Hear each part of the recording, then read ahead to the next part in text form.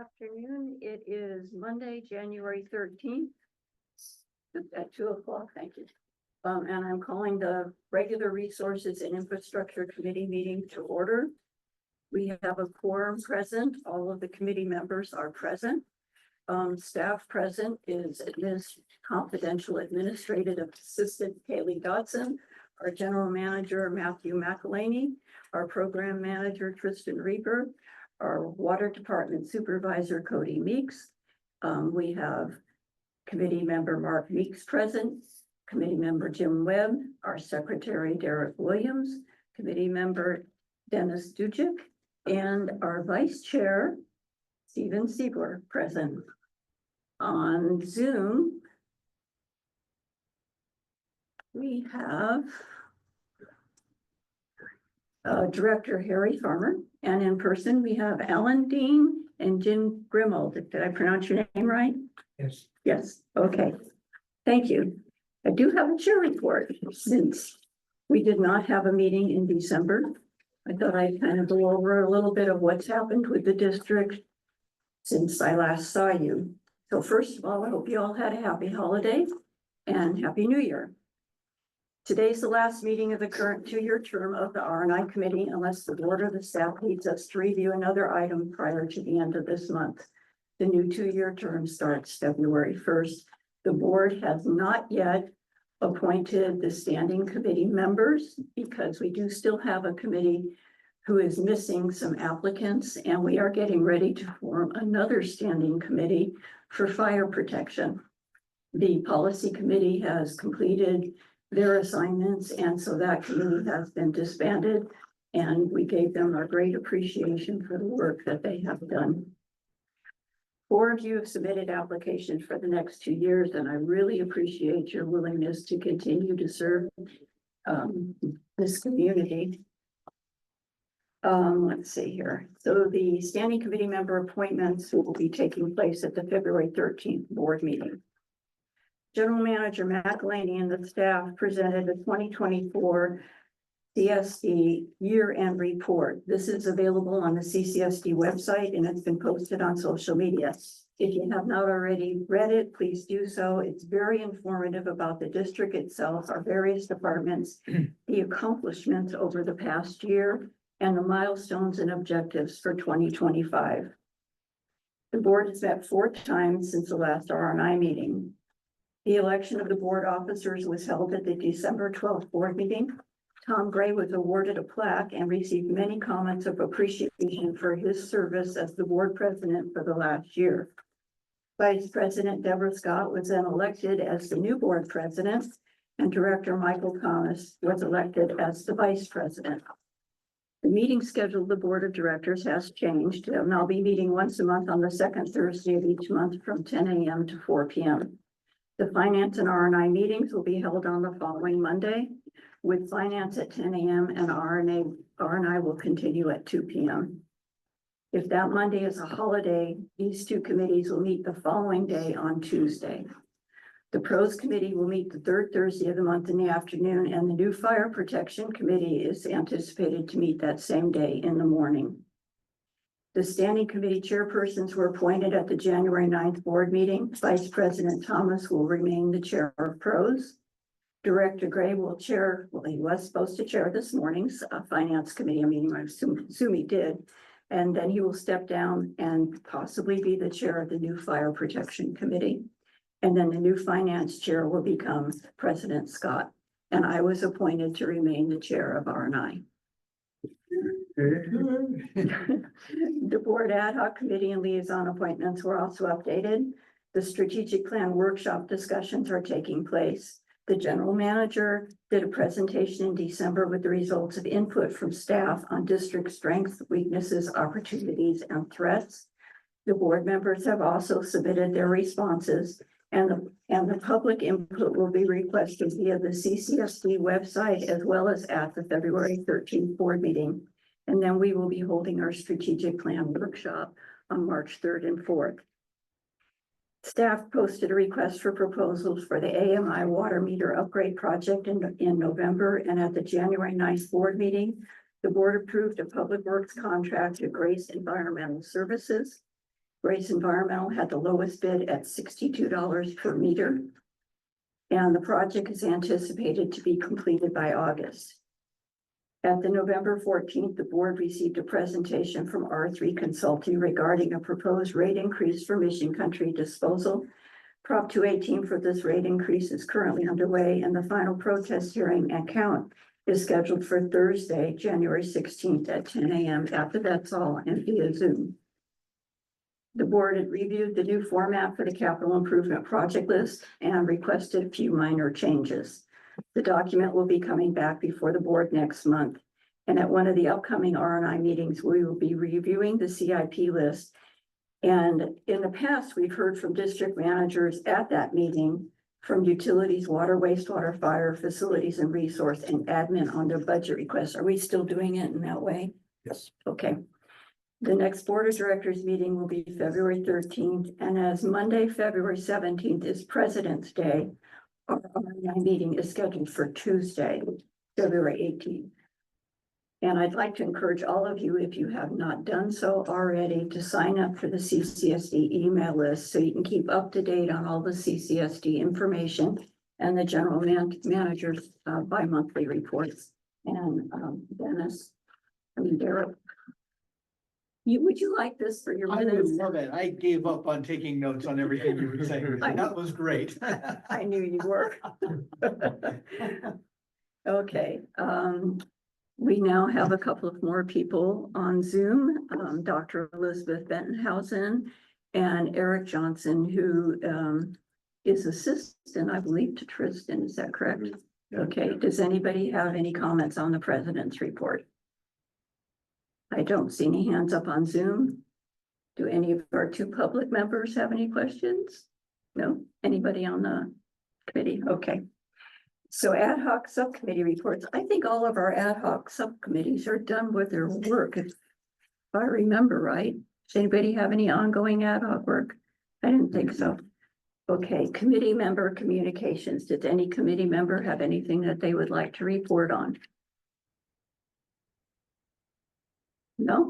I would just like to say, this will be my last meeting. It's been an absolute pleasure working with everybody here. It has been, working with water agencies is what I do for a living. This is one of the most professional and committed groups I've seen. You're really excellent. The staff and the board, everybody works extremely well. They're very committed here. So I just want to say thank you. Thank you to everybody on the committee here. It's been a joy working with you, but I'm really impressed with the staff and the board and the management of this group. I just wanted to add that as my last meeting. Thank you. And I would like to let you know how much we have appreciated your excellent work on this committee and your fantastic job of doing detailed minutes, but most of all, we will miss your expertise and your input and your knowledge that you bring to this committee. Thank you. I'll stay in town and I will And I add my 2 cents when I get a chance. Yeah. please do. And I did try to convince them with a lifetime supply of cookies to Cookies, stay, cookies are a good sell. but that didn't work. Okay, are we ready for the utilities manager's report? Yeah, we'll start with water, the past few weeks. Going back to Chris this morning, we were notified of a hydrant hit and run at 1:30 in the morning on the corner of Pierce and Pine Ridge. Luckily, the hydrant was not sheared off. Instead, it appears a car backed into it. Just enough to where it was leaking out of the hydrant riser. That morning by 2:30 a.m., the water on-call operator was able to shut off the hydrant. And then during normal work hours, we replaced the hydrant and the riser and put proper breakoff bolts. So next time there won't be any potential stress on the water mains themselves. And then we went ahead and got permission with the county roads to install bollards around the hydrant to protect that one on the corner of Pierce and Pine Ridge. Did you have to excavate to get down? Did it break the riser? The riser, yeah, so it goes from the ferry riser and then the wet barrel hydrant. And then the riser has like a snapping point. Like a break off spool? Yes, Yeah. exactly. And then we installed a longer spool, so it's above grade now. Yeah. Last week, we met with the SLO County Air Pollution Control District to go over yearly logs and go over all of our generator sites. It's just a yearly inspection. We met with Stewart Street, or for the Stewart Street tanks with the North County Advisory Committee. Tristan could follow up on that. We, at the end of the month, will be installing a water meter for the Santa Rosa Schoolhouse. They have a meter. We just need to install it and do a hot tap there at the end of Main Street. We will be doing a fire flow installation upgrade for a resident on Oxford, weather permitting. On Sandown, a couple weeks ago, a customer hit our water line. They didn't call in for an 811 utility request. That occurred around 3 p.m. and we got out of there close to 8 p.m. PG&E power loss fried our communication at the well field with our turbidimeter and chlorine analyzer. The on-call operator and automation got it back up and running by midnight. We terminated service for backflow inspection being so far delayed. And we organized a site walk with our paving contractor for the 6 months of leaks and the repair patches that we've caused. It's 22 addresses and about 1,200 square feet of paving that they'll be performing for us. Last week, we had a leak on Pinewood. This is the second time we've been there. So tomorrow we'll be pop pulling for our services at the port stop. And on Thursday, we'll be trenching 2 new water services for the dead end cul-de-sac of Pinewood. The issue is we have 2 water mains through there, one providing Pine Knolls tank down to Main Street, and then the Stewart Street tanks providing service pressure up for the whole Pine Knolls region. So that's what we have going on this week. And last night, 2-inch hotel service blew up on their side. Our on-call operator was there till midnight to assist with water restoration, with shut off and restoration. So if you guys hear of a leak on Moonstone, that was it yesterday. Someone posted on Nextdoor that they had a water pipe break due to some neighbors' tree roots, and that Andy came and dug it up and cleaned it up and vacuumed up all the loose water and found them a plumber to fix it on a Sunday. And they just wanted to give kudos to Andy and to the water department for their service. They were very, very much appreciative. I just wanted to let you know that. Good job, man. Yeah, good job. We have good people working for the CCSD. Very good. Well, I'll continue the Could report. I ask about the power loss, Yes. the PG&E power loss? Did that impact anything as far as our sampling or being able to meet some sort of regulatory requirements? No, didn't. Okay, good. So you said we lost our turbidity meter and The communication between. Oh. so it didn't burn out, Oh, so it's just the communication. Yes. Got it. Yeah. not the instrument itself. Yeah, it's just the communication channel got fried and we're able to switch to a different set of channels. Got it. Okay. Okay, Mr. Reaper. All right, I'll give the first the wastewater part and then a quick update on our projects that we have going on. So we have a new operator training at the wastewater department, Ryan Stanley. Yeah, we're very glad to have him on board.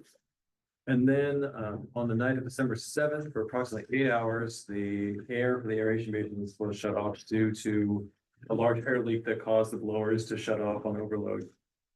So when they staff came in the morning, they were able to isolate the leak and start the backup blower and get the air back on. And we then notified our regulatory authorities about what had happened and what had we done to correct it. And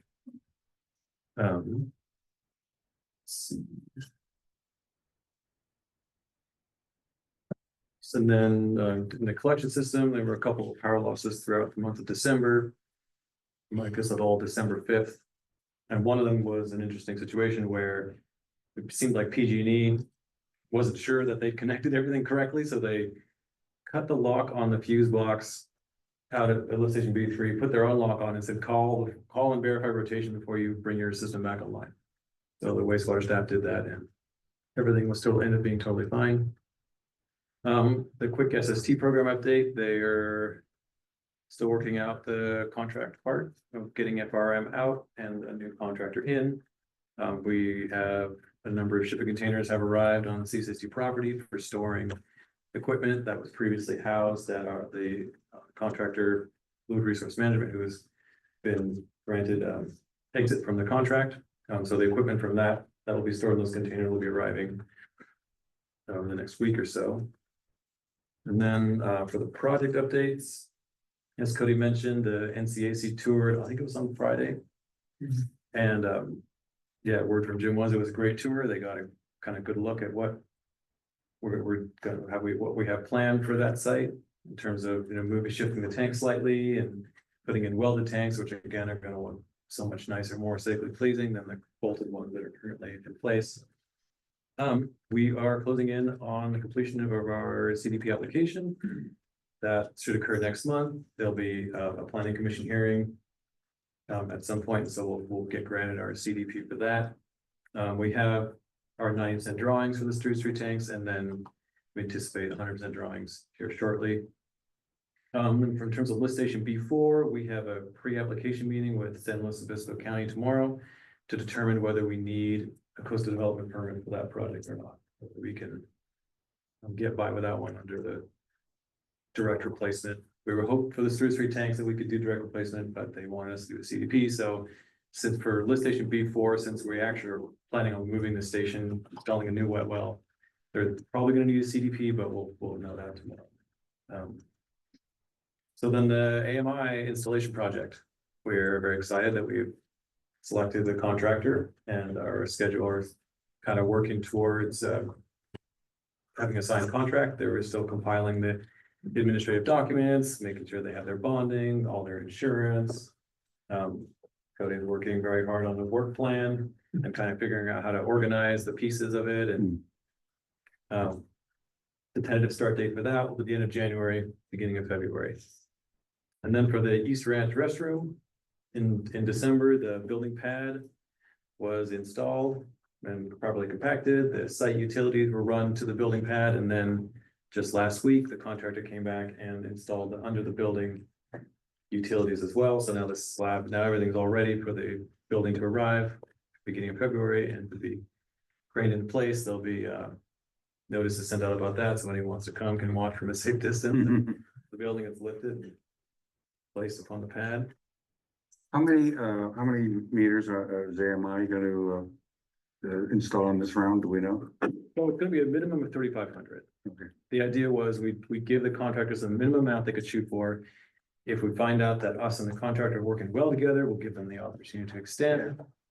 Some of the meters are going to be really tough and take a significant amount of time, and we want this to be equitable for the contractor too. So Sure. once we have the staff time freed up from not having to do a bunch of manual reads, then they can go back and get the harder ones that would cost the contractor more money and us more money to pay the contractor. So our staff though is going to do the commercial meters?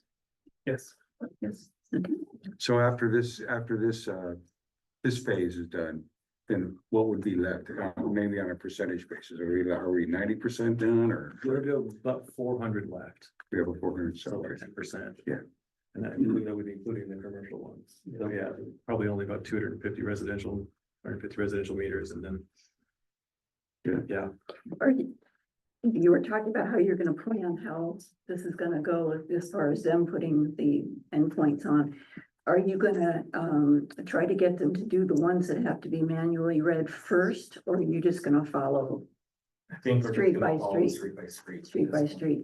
Yeah, Jim detailed it out that it would be too confusing to go all over town and Mhm. kind of spot hit them all. It makes Yeah. more sense to just go straight down the line in different zones, knock all of them out at one time, so we don't miss anything. Is there any area that has more that are unable to be read from the vehicle than there are in other areas? Right now, we've noticed in Happy Hill, Happy Hill? yeah, and we've done the entire street of Weymouth. But, you know, what we've been able to do in-house, so, we'll probably continue going along Happy Hill. But I think next we're gonna attempt Main Street. And then because they have a lot of the commercial meters, a lot of compounds we're gonna be doing in-house. Okay, And what about data acquisition? So all these new units that are coming on, we're gonna be able to just seamlessly start just reporting into our SCADA right now, or wherever we have. Yeah, it's all stored on. It's already, Beacon website for them. Through them. okay, and I think I mentioned it to the general manager, but not to you guys. I've had several people express concern about the flumes that they installed on their meters, and they want to make sure this contractor doesn't remove them. Yeah, no, that shouldn't be an issue. Okay. The flume should be attached on the side of the meter body. And the dials are on top of the meter body, so there shouldn't be any conflict, and the flumes should still work. Okay, but the AMI is going to give customers information similar to what. But it's just, there are people concerned about their flumes, so. Yeah, flume was, the resolution is a little higher with the flume than with the AMI, but yes, the customers will have access to a portal where they can view their usage via our AMI system. Okay. Is there a portion of the contractor's job for outreach before they go to people's meters, or is that being done by anybody? I only ask because I know my meter happens to be in the middle of my yard, and you've actually got to come through the gate to get there. Yeah. That's something we'll work with and hopefully establish door hangers Okay. at least a week in advance. Okay. And the general manager can probably post a notice on social media as well, letting them know what street they may be working on when. That might be helpful too. Yeah. Yeah, okay. Let's see, the next project we have, we're replacing the fuel tanks for district use. There is one at rodeo grounds, one at the fire station. We're gonna replace them both. The tank is scheduled for demolition on this Friday. And then on Monday, we'll have the electrical contractor and tank installer come and put the new tanks in. above ground takes. Above ground tanks, yeah. And then with that, that's about it. Does anybody on the committee have any other questions? Any updates on sensing in transmission lines, anything like that? Nothing. No, not really. Okay. Any progress on the pilot program for trying to remove all the liquid from the brine? LCLD. ZLD, yes. ZLD. It's been pushed back till next fall, Yeah. the actual pilot run. So does that mean their equipment is already there, or that their equipment gets put in next fall? Or So- Yeah, I was gonna say, Sorry, they were trying to get the pilot trailer designed, that the apparatus itself, right? and that was delayed, and so it may or may not be ready yet. Tristan may know that apparatus is ready, but now we're outside of our operating conditions, in which we're trying to mirror with the ZLD. So internally, because it wasn't ready, we're pushing it internally until. And that's because you want to test the sustainable water system During equipment typical times in which we would run it. during During the dry times of period. dry. Exactly, yeah. And they got their funding to modify that trailer, did they? Because that was a waiting point. Yeah, that was an issue, and then I Yeah. think they got through most of the red tape, so to speak, and then it was actually getting the trailer built. And so we'll follow up to see if the trailer's ready, but it definitely could be ready by the time we actually want to run the pilot. Okay, I had another question too, and that I live up in Pine Knolls, and there's quite a bit of work done there at Hartford and Pine Knolls. I mean, there was a huge project there, and it was all pretty much looked like public works from San Luis Obispo. What exactly happened there? And can you tell me how you divide up, how does work get divided up between public works in San Luis Obispo and CCSD? What was it? A drain problem or? Yeah, so during the storms, the hillside eroded. Yeah, So because it's a road, county handles all the road issues.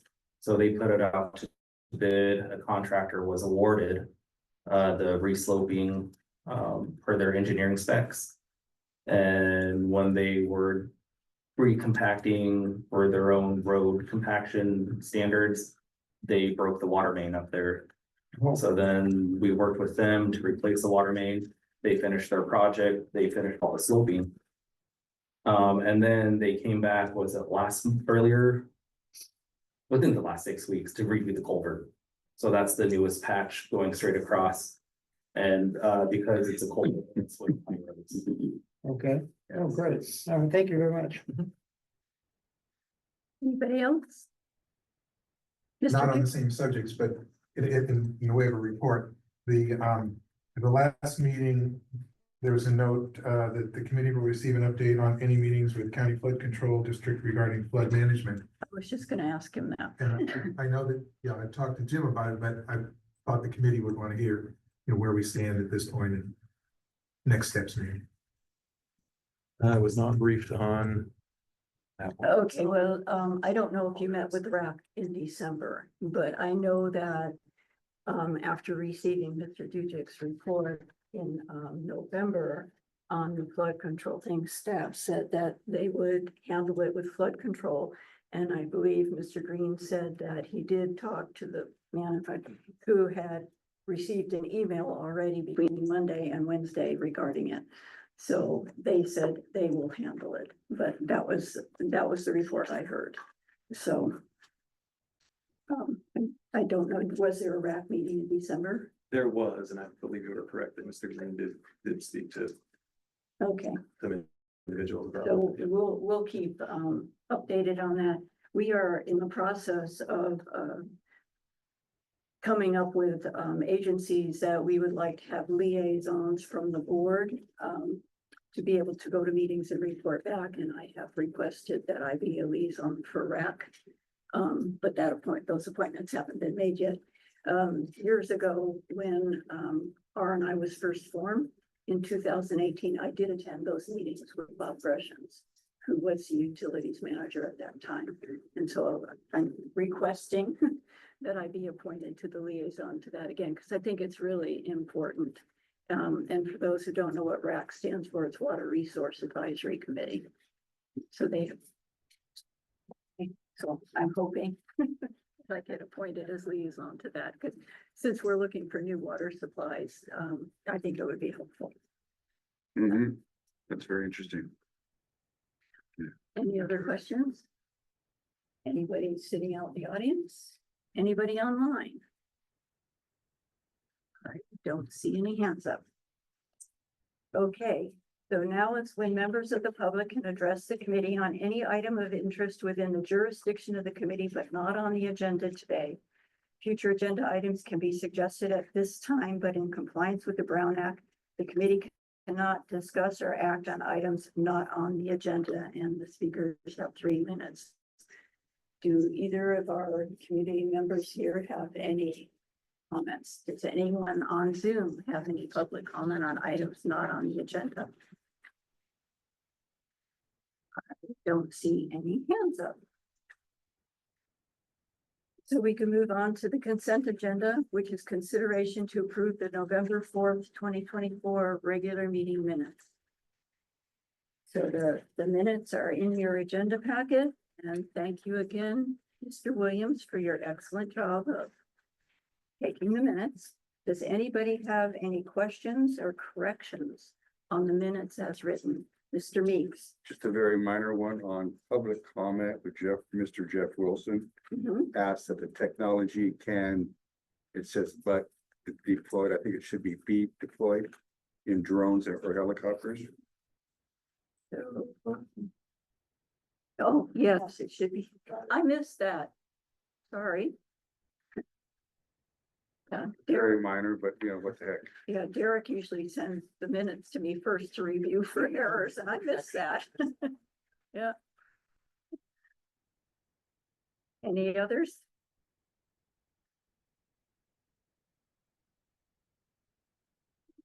Okay, I need a motion to accept the minutes as written. I motion. Okay, find where I am. As written With that correction. correction. So do I have a second? I'll second it. Okay, And I know I'm a little more formal than the other committees, but I do a roll call because if I ask for raised hands, members of the public watching the recording can't tell. So, Mr. Meeks. Aye. Mr. Webb. Aye. Mr. Williams. Aye. Mr. Dujic. Aye. Mr. Seaver. Aye. Okay, so. All ayes. Is that, is that? Okay. Regular business, and this is you, I believe. Oh, Mr. Meeks is gonna do it. This is discussion and consideration for a contract with Astera Satellite Leak Protection Services for water and wastewater departments, and consider forwarding a recommendation to the CCSD Board of Directors. And Mr. Meeks, you're gonna take care of this one? So we're at our last meeting, we received a presentation for satellite-based leak protection. And there are some comments regarding reaching out to other vendors for such a terrible leak detection offering. We reached out to Suez and Siemens to inquire about their satellite-based leak detection programs. Suez declined, and Siemens also didn't respond to our 4 separate requests. I spoke with Astera and asked them if they knew anything about that. They said they are a sole source and they are often subcontracted with like contractors perform the same action. So they have a unique technology.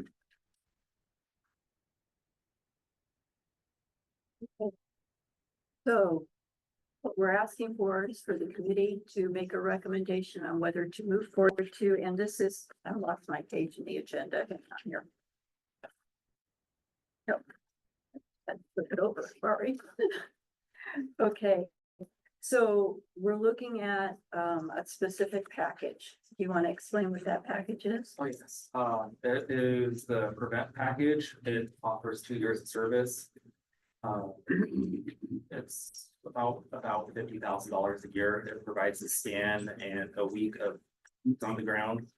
Boots on the ground is employing acoustics, correlators between valves and essentially ground microphones to essentially go over the areas of concerns that the satellite projects.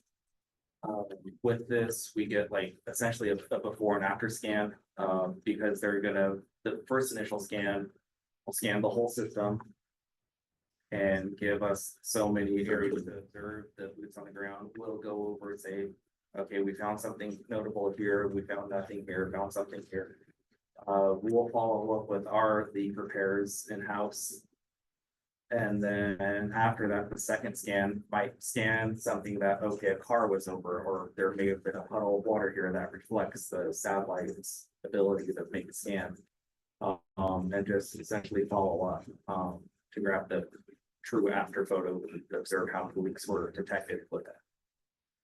So yes, again, it was about $51,000 per year. It'd be a contract for 2 fiscal years because it's over the duration of 24 months. And this is scanning for both water and wastewater. I believe so. Okay. Yes, it's my understanding that the minimum amount of pipe they scan in this is 250 miles. And being between water and wastewater, we don't have that much pipe, so. The We whole might thing. last, because they are basically including the wastewater part, right, at this. Okay. I have a question. So we're gonna make a recommendation to the Forward board. this to the board. Could we or should we provide them with some sort of like cost benefit analysis? Like, I know we have a lot of losses in our water system, right? We can tell that by our metering, sub-metering, but we don't know where they are. They haven't surfaced. Do we have any idea how many or how much losses we have that we can't account for? Do we have a number of that? It would be good to provide that. Could kind of like maybe provide them with, again, a cost benefit analysis, even maybe an ROI on some of them. Maybe it may not cover all of the costs for the program, but it would make it a little more, palatable, I would say. Yeah, I believe that's something we could do, a down in gallons per minute that was found. Because if it was a leak that wasn't surfacing, that is true water loss. I remember Jim Green said that he put a percentage number out there of losses. And I don't remember what that was. This is going way back several months ago. But I remember thinking that's pretty significant, you know, it was a significant amount of losses. Or at least I thought at the time it was. So I mean, it just would kind of help out for justification, right? That's all. Good point. Yeah. Anybody Look else? at cost of pumping and. Yeah, electrical cost. everything that costs, yeah, everything that, all those costs, all the, We every year, we perform a water loss audit on ourselves, and then we have that audit validated. And so we actually just did the one, this is for 2023, so it's, there you go. So but we you had the that data. would give us an idea of how much, they call it non-revenue water. Yeah, And then we, based on the cost of what we charge the customers, we can then assign a dollar amount to that non-revenue water as well. sure. And that's occurring actually in the POMO, not so much with this project, but talking about AMI water meters. So when we met at the CSD chapter, NAPOMO gave a presentation on their advanced meter infrastructure program that they're putting in. And they were seeing water loss 15, 16, 17%. Now all those meters are reading more accurately, they're catching leaks, you know, weeks ahead of time. I couldn't exactly get to pull out of them like the revenue difference, you know. I did ask questions about were community members reaching out because their meters are reading more accurately, you know, because we know meters fail, it's in favor of the customer. So it'll be interesting to see once we get our AMI water meters Yeah, in and install, seeing the difference in our water bills, increased revenue for the district, but potentially higher water bills if some of these brass bodies, you know, are failing and we end up having to replace them. So there is a significant financial impact too. Also, is there a pilot program where we could like maybe do an abbreviated test run on our system so that so we know that it would work for us, or they could do a demonstration of, you know, like a live demonstration, so we could feel better, like we know that it's work before we basically jump into the pool. Yeah, I No don't pun think they intended. offer a sort of like trials, Yeah, you know. But do you know of other CSDs that are using this technology? No, I heard that the city of San Luis inquired about it recently. I could potentially follow up with them, see if their distribution team has gone through with it yet. Because it seems like this is employed in a lot of cities down south currently and in other states. Okay. Yeah, Mr. Digit, Following up on that, I was gonna suggest that you include in your recommendations, the list of the other agencies that are using this technology. And also some way to provide some comfort for the board that you have done a comprehensive search of other satellite imagery leak detection technology companies, if any, to be sure. There was extensive discussion, as you know, the last meeting regarding making sure that when we do these public spending public funds, that we've done as much upfront as and really documented that effort, so that we're really assuring the public that we found that either the only or the best to do this, and we've given those who could have an opportunity to compete, and they walked away and said no. But again, that's likely to come up at the board again when you present this, so we want to be sure that you're prepared with all that documentation to say, this, we went on the internet, we did all these searches, we used AI, we identified, these cities that have used it, we contacted the cities, they give us recommendations, anybody who's using it, Estera, that kind of. So we're really everybody's gonna be comfortable with the recommendation, and it'll just go right through. I know you did check with other companies to get yeah, cost that estimates. should be noted on the proposal. Yeah, so that should be on there too. Absolutely. So, do you all feel like they need to do the research, bring this back again to us, or just make sure they include all of these things in their presentation to the board?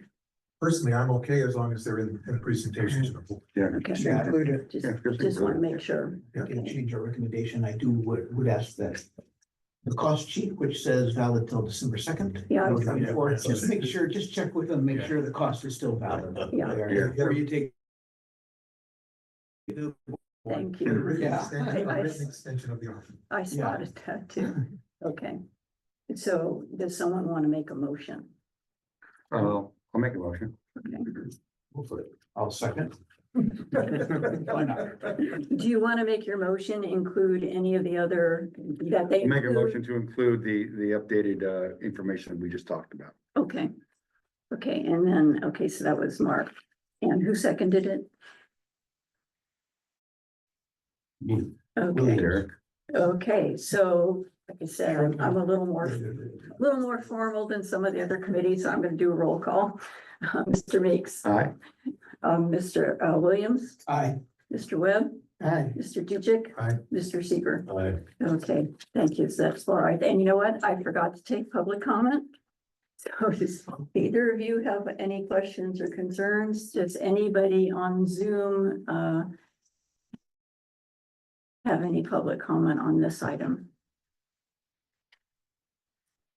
I don't see any hands up. We only have one member of the public. The other two is, we have a director and a member of staff. So, okay, we have one more agenda item. But this is. I should have put my stuff in a binder like I usually do. I keep track better. Agenda item 4B, this is to receive and discuss information regarding a proposed in-stream flow study for Santa Rosa Creek. And who is going to do this I one? will present this. Okay,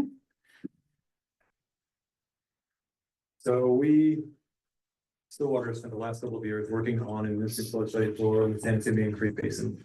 They produced an excellent report. They did a great job talking about, everything from quantifying the flow to talking about, CCC pumping regimes and how those affect and everything. And so we realized that, maybe it's time for us to look at having something similar to that done for the Santa Rosa Basin. Since we pull water from the Santa Rosa Basin, we would like to know what is our ecological impact. We can point to this when it comes back, just like the San Simeon one did with the negligible impact. And kind of get a good baseline study, baseline document that then outlined, what are our impacts exactly and how do they show up? So we can use that to either minimize our ecological impact further, or also just to show that we aren't having as much of an impact as we might think we do. So we just need to quantify that in a way that uses kind of the most up-to-date methodology. And right now for the Santa Rosa Creek, a lot of that's been based on a study that was done in 2013, 2014, which was, as you remember, a really dry period.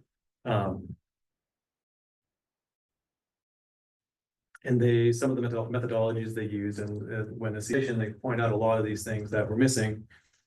They were using an environmental water demand where the creeks flow all year.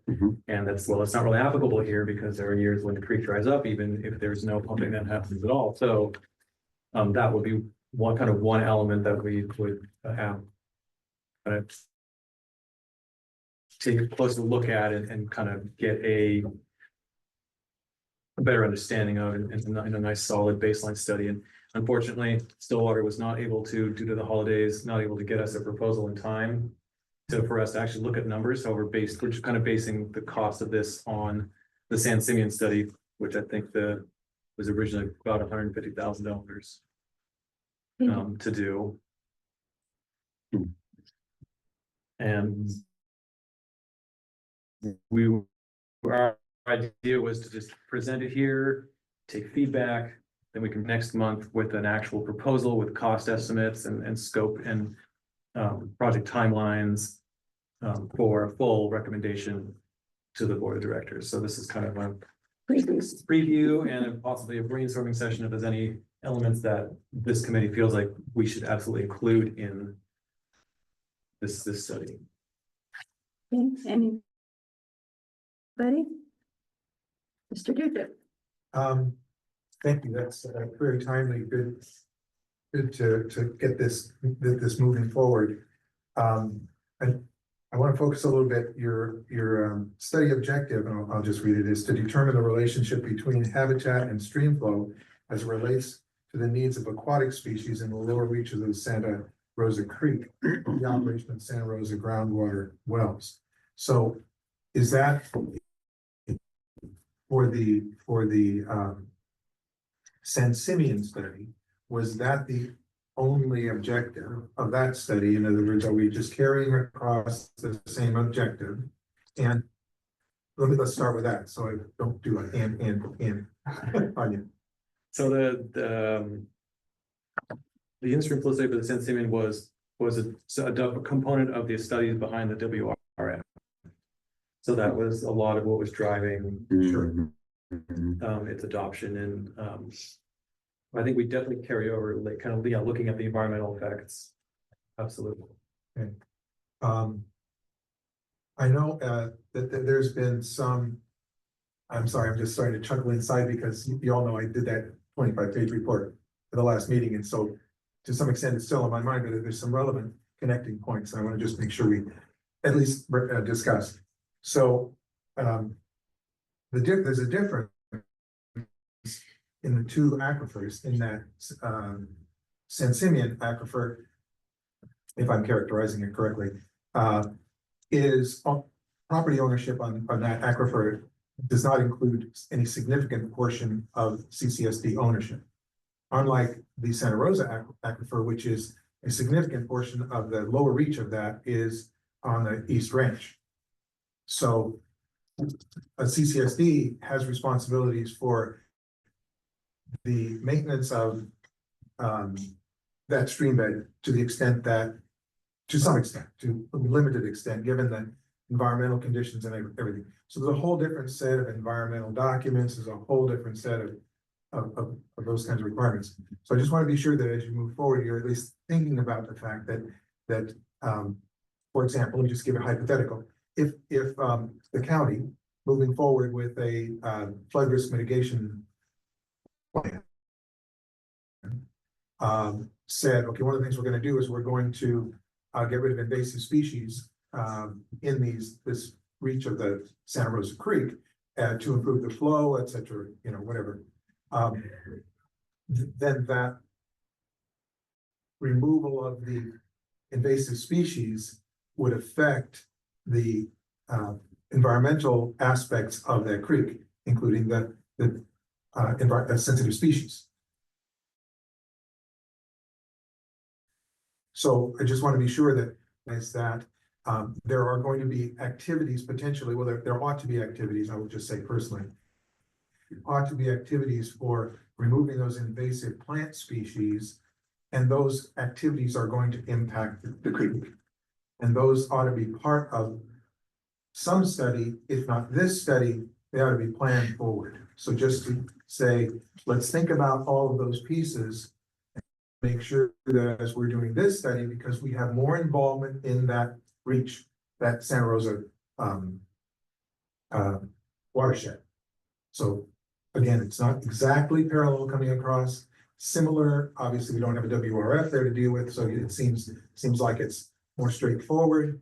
However, part of that is our thinking is based on the fact that for 15 years, no one has removed invasive plants from that breach that I know of, that I've heard. And that is an activity that needs to happen given the concerns about flood risk mitigation. There you go. I think they are running in parallel. I think our goal for this in-stream flow study is for the district to demonstrate its pumping operations out of Santa Rosa within what's allowable per conversion permit isn't affecting the existing habitat. What it sounds like, and what I think I hear is that we should keep that in mind. I don't know if we would adjust the scope of this study to look at what the county would decide to do, because that would be a county coastal commission battle that we don't want to get in the middle of. Although it affects us, and I agree, when we talk about this flood issue, for us, the purpose of this is we want to make sure that, we're getting ahead of it, because there is language within the notice of violation that mentions overpumping of Santa Rosas that affect the steelhead and the other protected species there. So we want to make sure that we're able to do the same type of quality document that we did for the San Simeon Basin, apply that to the Santa Rosa Basin and say what we are doing in terms of pumping only, you know, is above board. And so I don't know if I don't know if staff is looking at tweaking that Yeah. proposal at all. Yeah, again, I'm totally okay, not tweaking it. I'm totally okay with the scope the way it is. Just want to be sure that everybody's aware of the limitations of the scope and the goal, and making sure that we don't think we're getting something we're not from it. And that we're at the same time planning for the future, that there may need to be something in addition to this that covers that area as it relates to work with the county or others. Good, anybody else? I should know the answer to this, but we've got an incidental take permit under ESA for some, we don't, or do we have an incidental take permit under the Endangered Species Act for our pumping or not? Really good question.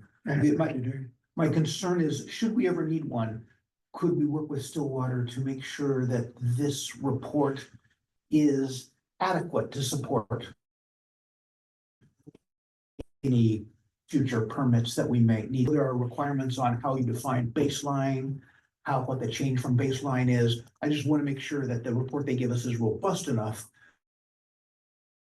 that should we need an incidental take permit or something like that in the future, we don't have to redo a study like this. We can pull this one out and say, this was our study. If that made any sense at all. No, we've had the same discussions with San Simeon. So when we met with Kevin Merck, we talked about things like applying for an incidental take permit. If we operate and there's stranded steelhead, you know, or, you know, that's already been a discussion there. I'm sure that would be a discussion with the Santa Rosas.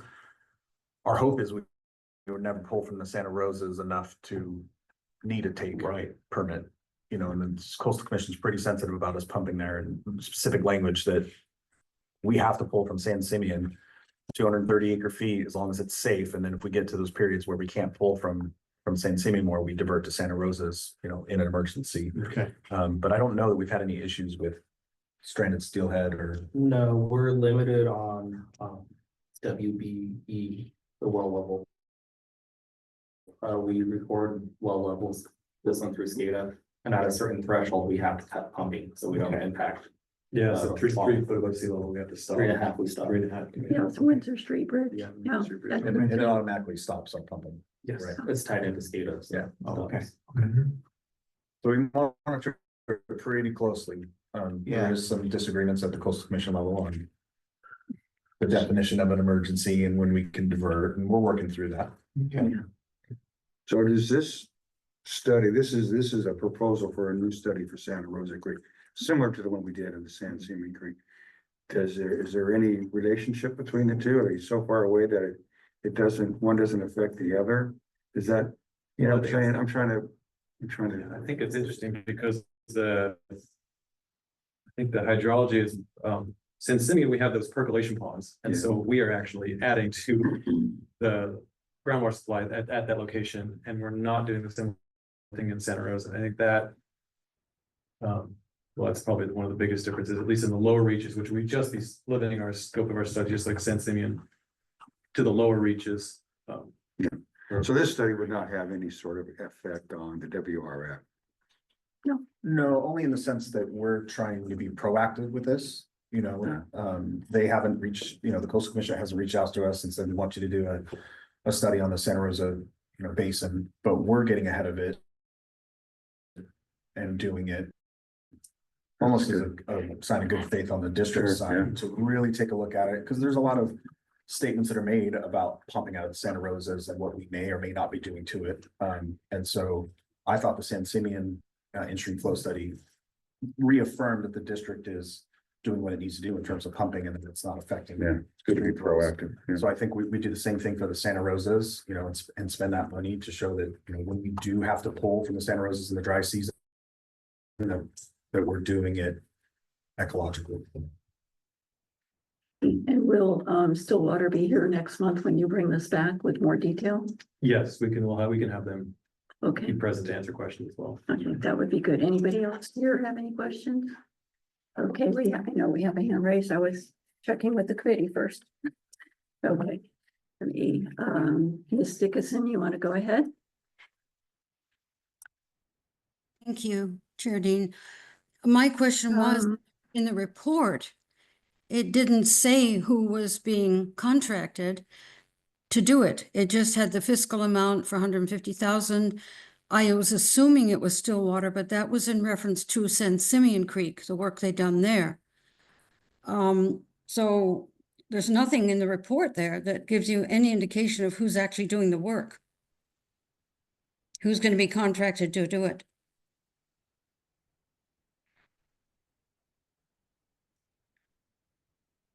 Oh, there it is. There- It's still It's, Well, then that needs to It's be. in kind the of, it is kind of an implicit. No, implicit, you can't do implicit with contracts and recommend, you have to have a name of whom is doing the work. You can't just have an implicit, item here without knowing who. So you make reference to who did. this is just, It says receive and discuss information regarding a proposed in-stream flow study, but it doesn't say who you would be hiring to do that flow study. I mean, since when I've never seen anything quite like that before. And the Ms. other thing Dickinson, is, this is just an informational item. yes, Excuse I me, may I understand that, finish? but you have to have the name of the contractor you intend to have do the work. You can't just throw it out there. It's a proposal to get funding. This is just some information. We will be getting the full discussion next month. This is only information letting us know that they are proposing we do this in flow study. And they will give us more detail next month when they get the rest of the information. Who will give you more detail? Staff? Staff, and I believe we're going to try to get Stillwater, they are considering to come and answer questions. Yeah, and we would consider Stillwater first because when in the San Simeon Creek inflow, when they released the RFP, I believe they were the only one who responded to that RFP. So it's like, well, why are we going to bother rewriting an RFP when we have, in my opinion, a fantastic contractor all lined up who is excited about doing this work and has a ton of knowledge in this area, and would be ready to go on day one. Okay. Anybody else? Okay, so you'll be bringing this back in February with more information, more detail, and an actual idea of the Proposal, cost scope, and the everything we'll proposal. look at, yeah. Okay, great. Thank you. Okay, so if there's no more questions on this, future agenda items. So that is a future agenda item that we're looking at. Okay, we are also looking at bringing the CIP list and proposals from all of the departments of what they want to see on the CIP list that may not already be there. They may be readjusting the priorities of the items on the CIP list and making any budget requests that are needed. So that's upcoming. Will that be February or March? We talked about it. There's still some things that we need to tweak and look at. A lot of the discussion today was F&R discussion about getting a lot of updates for some of the infrastructure here at the Vets Hall. We had talked about connecting with you on if March would be okay and push the final to April, just to give a little more time in February. We might be able to get between now and February, but it's a pretty tight window to Okay, get the well, updated CIP list. March is okay if it works for Denise for budgeting. I think she'll be okay. We talked about it today. Okay, so the inflame flow study for Santa Rosa. The CIP, that will be February. The CIP will be in March. Okay, what else did we have?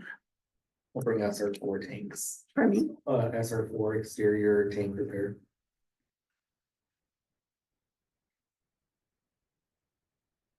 Okay. Anything else? Okay, so one of the things, pardon me? Stewart Street tanks. We can do a street tank update, absolutely. You do all those updates. Yeah. Okay, can we have in the agenda packet, if it's possible, since the board is meeting on the Thursday right before our meeting, and the utilities report will be in the agenda packet for the board. Can we at least have the project update portion of that report in the agenda packet for RMI, since it's already? Yeah, remind me, Yeah, absolutely. I'm just trying to think of the dates of the board because we have these board meetings. When is R9? RMI is the Monday following the board meeting. Okay, yeah. So since that's an updated report that Mhm. comes before the board, at least just the project Sure. updates. And then anything that's happened in the meantime. For example, what you discussed, Cody, about, water breaks, this and that, and, all of that. And at some point, are we going to have Tony Artho come and give us an update on the SST? Yes, we could do that in February. It's just okay.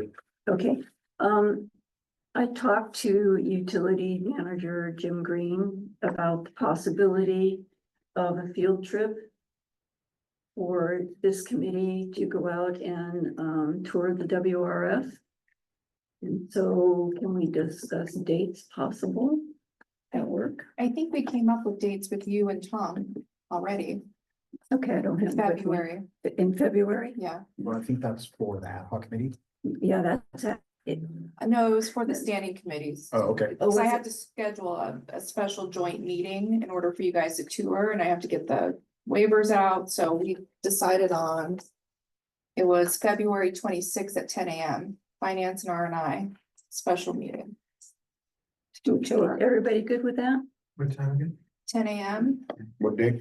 on Wednesday, February 26th. You have 26?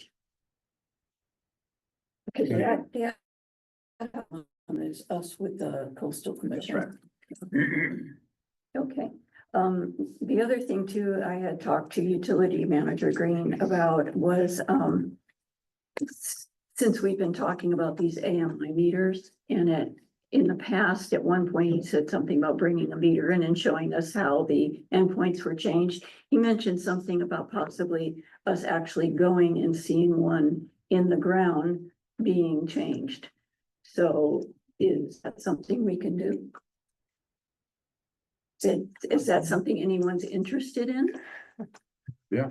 I mean, if It it, might be easier to do it in a setting like this rather than trying to time it correctly in the field, but maybe, I don't know, I'll talk to Jim about it. well, if we go out into the field and do that way, it's an open meeting and, yeah, it might get kind of We can also crowded. just do the one at the wastewater plant, whenever we Okay, decide at the meeting, right? should we do that as the whole committee as a whole or a There's two couple at a orange time? ones up there. I think we just scheduled them down at the plant, correct? It would be we would have quorum. So have an R&I meeting at the wastewater treatment As plant? another special meeting, Oh, because the regular meeting's already scheduled for here. yeah, maybe is it gonna be too much work to do a special meeting? It's always work to do special. Okay, It's outside. Sure. well, we do it at a regular meeting. Just at a regular meeting, okay. Yeah, just do it at a regular meeting. Okay, is there anything else someone would like to see as a future agenda item? Okay, so at one of our upcoming meetings, and I can't remember if we normally do this in February, March, is we will be reviewing ad hoc committee assignments. We will also be appointing a new committee secretary to do the minutes to replace our treasurer secretary that's leaving us. And we also vote for the vice chair. So I don't think the vice chair is as hard a job as the secretary is. Pardon me. So those are some of the things we're going to be doing. Is there anything else? Anybody in the public have a future agenda item they'd like to see? No, we do have a member of the public that came in after I announced he was on Zoom, and that's Jeff Wilson. And I think you caught that Tina Dickinson was on there for a little bit. Thank you. Okay, okay, it is 3:04. And if there are no objections, I'm going to adjourn the meeting. Okay. And